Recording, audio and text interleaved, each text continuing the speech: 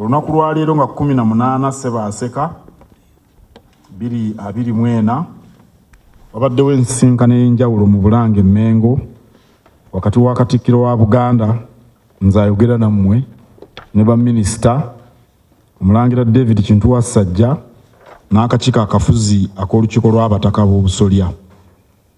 Ensisinkano eno ebadde ya nkizo era abagyetabyemu bakkaanyiza okuyisa ekikolwa kino okumanyisa abantu bonna ku nsonga enkulu ekwata ku Ssaabasajja Kabaka ensangi zino.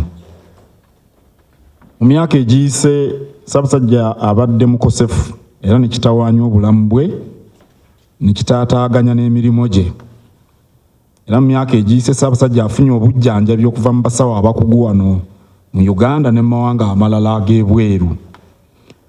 Abasawo abakugu ab'e Bugirimaani be yagenda okulaba mu Maachi 2024 baakiraba nti okufuna obuweerero bwa nnamaddala Ssaabasajja alina okumala ekiseera ng'awummuddemu era kisaanidde yeewalire ddala emirimu kubanga emirimu emingi gye gimuleetera okukoseka.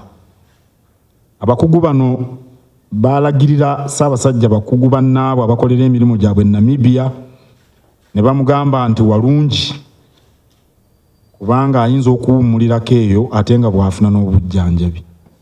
Ssaabasajja yasiima okuva e Bulaaya agende mu ggwanga erya Namibia era kinajjukira nti mu mwezi ogw'Akafumulampawu Katikkiro yategeeza Obuganda Ssaabasajja yaliko wabweru w'eggwanga ng'afuna obujjanjabi. Ne we twogerera kati Ssaabasajja akyali Namibia mu mikono gy'abakugu. Kikulu nnyo era kisaana okukkaatiriza Ssaabasajja si mulwadde muyi era tali ku ndiri wabula yeetaaga ekiseera ekigere okwongera okuwummulamu ng'ali mu mikono gy'abasawo okusobola okusuukira ddala. Nga bwe twongera essaala tukakasa nti kisaanidde Obuganda bumanye nti ensonga z'obulamu bwa Ssaabasajja zikolebwako bulungi era mu ngeri ey'ekikugu ddala. Amawulire amatongole agakwata ku bulamu bwa Ssaabasajja Kabaka gava wa Katikkiro.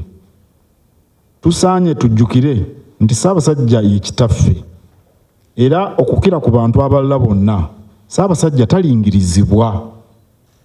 Amawulire agakwata ku bulamu bwe tegabeera ga kumukumu era tegafulumizibwa mu ngeri eweebuula ekitiibwa kye nga Kabaka oba n'okutyoboola eddembe lye ery'obuntu.